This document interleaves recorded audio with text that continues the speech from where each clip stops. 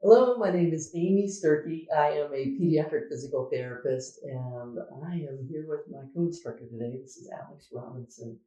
And Alex is someone that I had to define because a long time ago, when I was in my early 20s, I was treating at the clinic that I still am treating now, and Alex was a client at our practice. And I actually was not the treating therapist for Alex. Alex was seen by Sherry Lott, who was the founder of our practice. And I think, but I'm not sure, that I worked with Alex maybe a handful of times when Sherry was on vacation or maybe out sick. And you had a surgery that required 4 times a week therapy initially. So we had to get into therapy. So I think that's when I actually saw you. Anyway, why don't you introduce yourself? Yeah, my name is Alex. I'm 38 years old. I have hemiplegic cerebral palsy. When I was first diagnosed at 1 year old, I actually was diagnosed as quadriplegic. After having the selective dorsal rhizotomy at 4 years old, and after a lot of physical therapy, I am now considered hemiplegic. And so tell me about your life now. I am currently in school, finally getting a bachelor's degree in professional studies. I have an associate's degree in business. I've been with my partner for about 2 years now. We're living together in this house.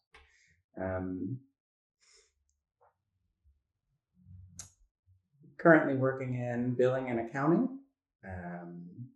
Love that job. I spent about 20 years working in retail and customer service, really physical, very, very demanding work. So it's been a nice change to have kind of a hybrid work from home, get to sit down kind of a job.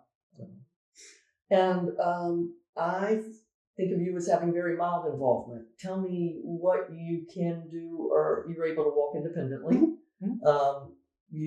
Which side is your involvement? Right side is primarily affected. My left side is more dominant. I am left-handed. Can balance on my left foot fine, cannot balance on my right foot without assistance. I can run if something is chasing me, but I don't really run very much. But as a kid, you ran. Yes. Yeah. It's just not really something that I enjoy the way it feels. Okay. And so I don't do it. You can walk independently up and down stairs? Yeah. I do prefer using handrails. I don't have to, but just for comfort, I prefer to hold on while walking upstairs. And can you go up and down stairs 1 foot on each step, or do you have to go 2 feet per step? 1 foot on each. If it's a ladder, I do 1 foot, left foot up first always.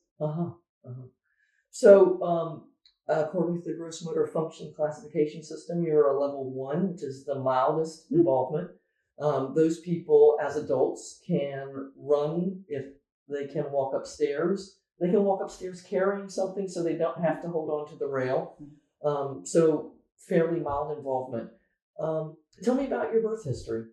I was diagnosed at 1 year old. Spent about 6 months in NICU. 6 months? Wow. Physical therapy started immediately in the hospital for me at 1 year old. And then it kind of continued until I was 18 and graduated high school. And decided then that I didn't want to do it anymore. Now, you said physical therapy. Did you do other disciplines too, or just physical? I did. I had occupational therapy until I was 14, and speech therapy until I was 8 years old. Oh, speech therapy too. And you said that you were in the hospital for a good while. Did you have other medical issues too? I did. And I will butcher the names. I had chest tubes. I had heart surgery as well. I had a hole in one of my heart valves. I was also premature, so I spent a good long time recovering in the hospital as well. Wow. And then later surgical history, you had a couple of different surgeries. I did. I had the selective dorsal rhizotomy performed by Dr. T.S. Park when I was about 4.5 years old. That's the premier person to get the selective dorsal rhizotomy. Yes. He just did his 4,000th procedure, I believe, in 2018 on a girl named Ivy. So congratulations. Now, that surgery is one where they go into the lower spine and they stimulate sensory nerves and any sensory on the very small little level, and then any sensory nerve that causes stiffness, they snip it. And they assume that there is enough sensory overlap that you have no sensory deficits, but you end up with someone who is quite weak, but does not have the significant stiffness that they had before. And so that's a surgery is one of the options to be able to deal with cerebral palsy and the stiffness related to it. And you were how old when you had that? 4.5.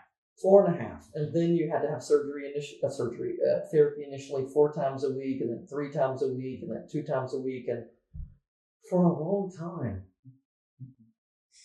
And to look back on it now, I wish that I had continued.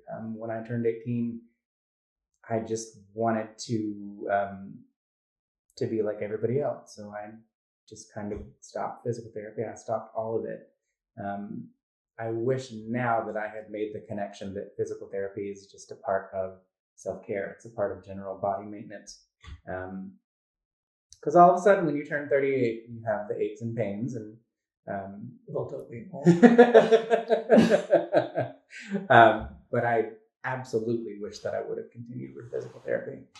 I didn't make the connection that it's just good to maintain your body. It's part of taking care of yourself until relatively recently. So we have a treadmill, we have an elliptical. I try to stay active in ways that I can. Uh-huh. But yeah, I definitely wish I would have continued on with physical therapy. I just don't think you can live your life in reverse. I think one of the reasons I wanted to talk to people who are adults now is I think you can look back on your life and say things that you wish you'd done differently or so glad that you did. Mm-hmm. And I think that can help inform other people. Because did you know adults with cerebral palsy who are similar to you? No. Yeah. No. And I think that might have helped you if you had, and I think now is a different time with social media that there are people out there on social media that you could connect with, and sounds like maybe you have. I have. It has been incredible to be able to witness the amount of influencers and people that are very active on social media, Instagram for me in particular, that are very outspoken about their disabilities. They're kind of experiencing a lot of their milestones in real time. There's a gentleman, I believe his Instagram name is CP Truths, and he'll document, learning to walk backwards. He'll document being able to walk up the stairs holding a glass in his hands. And it's incredible to see somebody experiencing that for people that don't know what it feels like. Mm-hmm. So that was huge for me to be able to see other people. For me, it was hard. I, in my teenage years, went through that very angsty, it was the 90s. I remember that. It was very, very angsty for me. I just wanted to be like everybody else so badly. But you know what? I think that is just the teenage years. Absolutely. And absolutely. I think no one escapes without being teased or bullied. And unfortunately for people with cerebral palsy, I think your bully point is a little bit easier to find. Mm-hmm. Not Elizabeth, a lot easier to find. Mm-hmm. And for me, I was teased because I had buck teeth. And, I was able to get, braces that could fix that. And you're always going to have cerebral palsy. So that feeling of there's nothing I can do to be different, to make it better. Mm-hmm. The research says that people who are closer to fitting in, but not, that they actually have more stress than the people that are, I'm not going to make it no matter what I do. Mm-hmm. And so my gut feel is that the stress level that you experienced was higher than the typical person with cerebral palsy, because you almost made it. And, you're a guy as well. So guys are really judged by how physical they are and how they do on the playground and how they do playing sports. And my gut feel is, whereas walking in the room, there wasn't a big difference. Out on the playground, there probably was a big difference. Definitely never going to play football ever, for me. But also, too, there were times when I was bullied more for being gay than for having cerebral palsy because it was so mild. But still, because I was conscious of it, it was always in the back of my head to work extra hard to fit in. But I wonder if that was a double whammy for you. Like not only am I gay. Right. Oh, absolutely. Absolutely. Absolutely. Did I have them cerebral palsy too? This is like, what are you doing?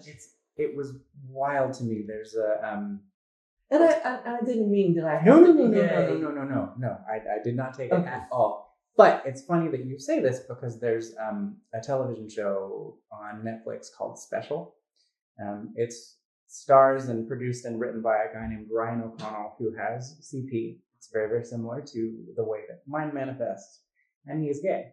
Okay. So the word special kind of has that double, special can kind of be euphemism for somebody who's gay, but we also use special needs to refer to people with disabilities as well. And it really was incredible to see somebody on screen that mirrored me. And this was, how old were you when you found this? It was like 4 years ago. Oh, okay. It was very, very recent, but still, it was, and I'll get emotional, because to me, it was the first time that I'd really been able to see myself represented in media. And I think a lot of times we take it for granted. It's very easy for me to, you can turn on any TV show and see a white dude on TV. But to see somebody in a wheelchair, or with orthotics, or with a walker, or with crutches, or a cane, you don't find that as often. You don't find it hardly at all. And I think it's really important when kids can, or anyone, adults as well, obviously, can see themselves reflected in media, can see themselves reflected in the world. Right. So Instagram and being able to see these influencers with CP living out loud and taking up space and making a seat at the table for themselves has been really, really incredible for me. It's been wonderful to watch and to witness. Yeah. Just thank you, and we'll look forward to seeing you next time. Thanks a lot. Bye-bye. If you liked this video and would like to be notified by email when the next video comes out, click the subscribe button here and click the golden bell icon and ensure notifications are enabled on your account.